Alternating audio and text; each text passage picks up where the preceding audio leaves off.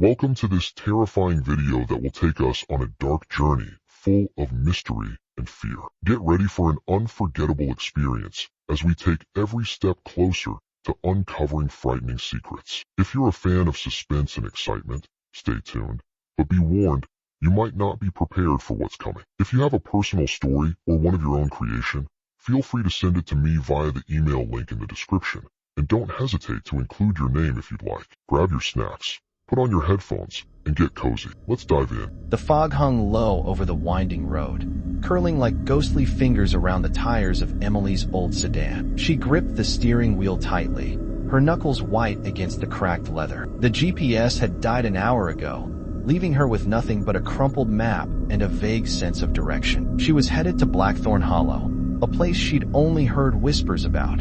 Rumors of a village abandoned decades ago after a string of disappearances. As a journalist, Emily thrived on unraveling mysteries, and this one had gnawed at her for months. The trees loomed taller as she drove deeper into the valley, their gnarled branches scraping the sky like claws. The air grew colder, seeping through the car's cracked windows. She glanced at the map again. Blackthorn Hollow should be just ahead. Sure enough, a rusted sign emerged from the mist. "Welcome to Blackthorn Hollow." Pop! Her stomach twisted. Zero population? That couldn't be right. The village appeared as if conjured from the fog. Dilapidated houses lined a single dirt road, their windows dark and shattered. Roofs sagged under the weight of time, and ivy choked the walls like a parasite. Emily parked near what looked like an old general store and stepped out, her boots crunching on gravel. The silence was deafening. No birds, no wind, just the faint hum of her own breath. She pulled out her notebook and jotted down her first impressions.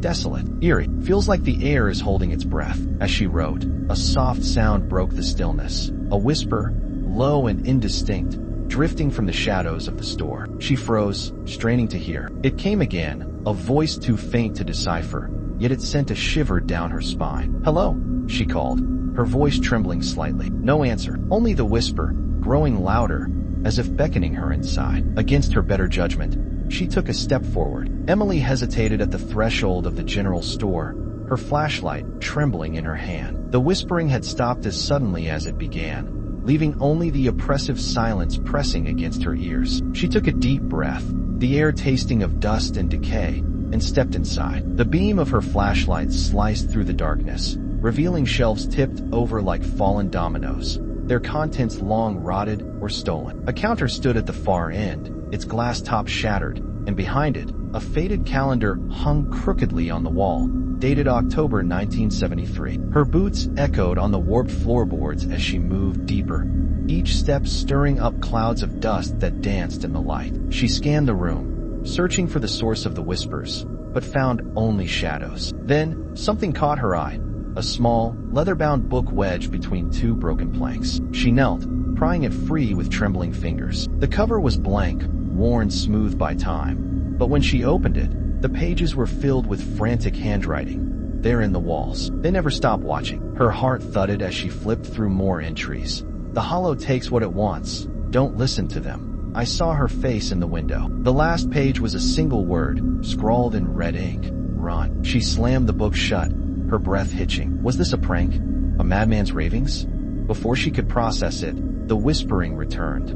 Louder, closer, a chorus of voices overlapping in a language she couldn't understand. She spun around, the flashlight beam darting wildly. The shadows seemed to shift, stretching unnaturally across the walls. A creak sounded behind her, sharp and deliberate. She turned, but no one was there. Only the counter, now tilted as if something had brushed against it. The whispers grew into a hiss, filling her skull, and she stumbled back, clutching the book. She had to get out, now. Emily bolted for the door, the leather-bound book tucked under her arm as the whispers swelled into a deafening roar. Her flashlight flickered, casting jagged shadows that clawed at the edges of her vision. She burst out of the store and into the fog, her chest heaving as she sprinted toward her car. The gravel crunched beneath her boots, the only sound now besides her ragged breathing. She fumbled with the keys, her hands shaking so badly she nearly dropped them, and yanked the door open. Slamming it shut, she locked it and jammed the key into the ignition. The engine sputtered, coughed, then died. "No, no, no," she hissed, turning the key again. Nothing. The fog pressed against the windows, thick and suffocating, as if the hollow itself were trying to swallow her whole. She glanced at the store through the windshield. The doorway was empty, but the shadows inside pulsed, alive with movement. Her eyes darted to the book on the passenger seat. She grabbed it, flipping to a random page. They don't let you leave. Her stomach dropped. She tried the engine again, still dead. Panic clawed at her throat as the whispers returned, seeping through the car's metal frame. They weren't outside anymore. They were inside, curling around her like smoke. She clapped her hands over her ears, but it didn't help. The voices drilled into her mind, sharp and insistent. Then a thud. Something hit the roof, hard enough to dent it inward. She yelped, dropping the book as her eyes shot upward. Another thud, then a scraping sound, like nails dragging across metal. The whispers turned into laughter, low and guttural, as the car rocked slightly. She grabbed her flashlight and swung it toward the window. For a split second, she saw it. A pale, eyeless face pressed against the glass, its mouth stretched impossibly wide. Then it was gone, swallowed by the fog. She screamed, and the engine roared to life. Emily slammed her foot on the gas, the car lurching forward as the tires spun on the gravel. The fog swallowed the road ahead, but she didn't care. She had to get out of Blackthorn Hollow. The engine whined as she pushed it to its limit, the pale face still burning in her mind. The whispers chased her, echoing inside the car despite the roar of the motor. She gripped the wheel, her eyes darting between the road and the rearview mirror. Nothing but fog stared back, until it didn't. A figure emerged behind her, tall and impossibly thin, its limbs bent at unnatural angles. It didn't run, it glided, keeping pace with the car as if the laws of physics meant nothing. Her scream caught in her throat as more shapes joined it, their eyeless faces glowing faintly in the mist. The road twisted sharply, and she yanked the wheel, barely avoiding a tree. The book slid off the seat, pages flapping open to reveal more scrawled warnings. They hunt at night. The hollow feeds. The car jolted as something landed on the roof again, heavier this time. Metal groaned, and a long, bony hand punched through the ceiling, clawing blindly at the air inches from her head. She swerved, slamming on the brakes, and the thing tumbled off, vanishing into the fog. But the respite was brief.